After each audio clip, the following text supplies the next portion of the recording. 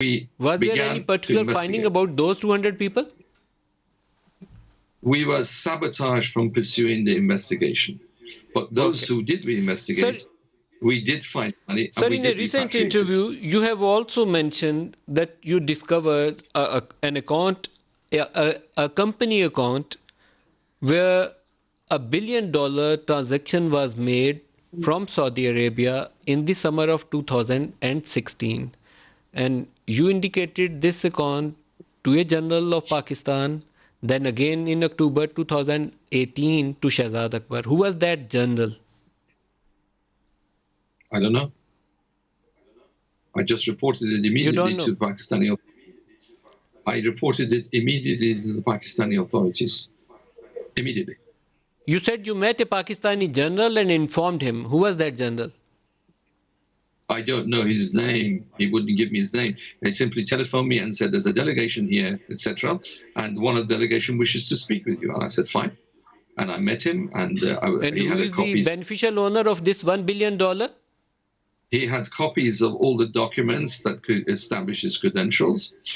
And he said, given that this was also an ISI operation, given that ISI had done the joint investigation, which was submitted to the Supreme Court of Pakistan, I respected that, and I thought these are the procedures in Pakistan.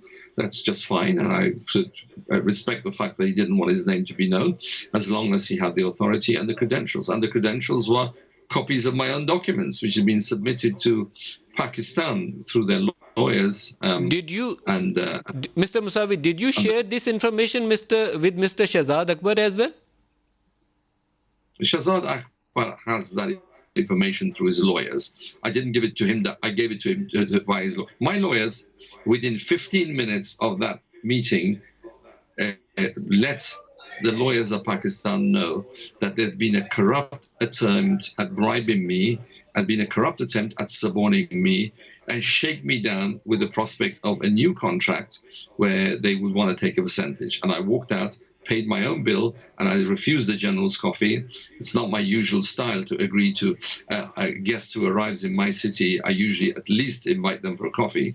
And when they've invited themselves, I usually pay for it. But I refused because that would have been to continue to engage in a conspiracy, which is a crime in Britain. I immediately reported it to our lawyers. They wrote a long and detailed letter to the government of Pakistan, which Shahzad Akbar, I'm sure if he does his job properly, I'm not sure if he does his job properly, given what kind of utterances he's coming up with, but if he does, he would have read it.